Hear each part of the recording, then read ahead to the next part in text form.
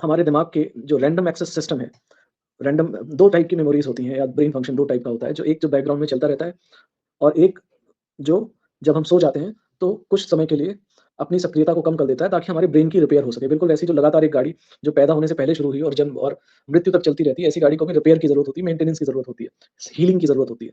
तो अगर नींद सही नहीं आएगी तो ओवरऑल ये आपके ब्रेन के फंक्शन को डिटेरियोरेट करेगा, खराब करेगा।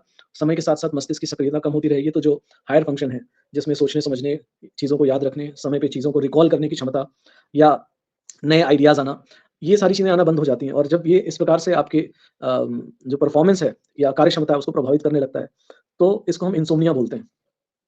इनसोम्निया और स्लीप डिप्राइवेशन का मतलब होता है कि आपने किसी भी वजह से दिमाग को शांत नहीं होने दिया, सोने नहीं दिया।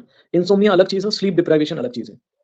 राजेश जी, अगर मैं स्लीप डिप्राइवेशन की बात करूँ, तो कहा जाता है कि आपको सोने से करीब 2 घंटे पहले कोई भी एक्टिव एक्टिव माइंड वर्क या जिसे बोलते हैं मस्तिष्क को ज़्यादा क्रियाशील बनाने वाला कार्य नहीं करना चाहिए। मिसाल के तौर पे मोबाइल की स्क्रीन को देखना या मोबाइल पे गेम्स खेलना।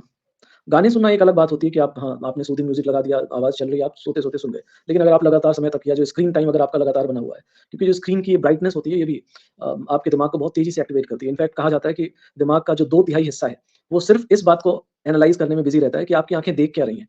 भले ही आप फ़ोकस कुछ भी करना चाहें, लेकिन जो आपके विज़ुअल फ़ील्ड में होता है, आपका दिमाग उसको एनालाइज़ कर रहा होता है, यानी कि वो आपकी सक्रियता बढ़ी हुई है। तो कुल मिला के कहने का मतलब यही है, स्लीप डिप्राइवेशन भले ही वो आप मोबाइल पे ज़्यादा समय बिता रहे हों या टीवी ज़्यादा देख रहे हों या आपका कार्य का तरीका ऐसा है कि आपको लेट नाइट वर्क शिफ्ट में काम करना पड़ रहा है।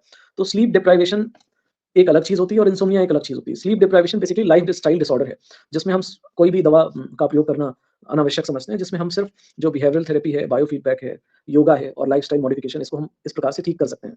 लेकिन जो कुछ पेशेंट्स ऐसे होते हैं जिनकी लाइफ़स्टाइल भी ठीक है, बहुत ज़्यादा कुछ नेगेटिव चीज़ें भी नहीं है, उसके बाद भी अगर इनसोम्निया की दिक्कत हो रही है या नींद नहीं आ रही है, तो फिर ऐसे मरीज़ों में हम लोग मेडिसिन्स रिकमेंड करते हैं। अदरवाइज़ जो फर्स्ट लाइन ऑफ ट्रीटमेंट होता है, वो ज़्यादातर लाइफ़स्टाइल मॉडिफ़िकेशन ही होता है, यानी कि अपनी जीवन शैली को सुधारना।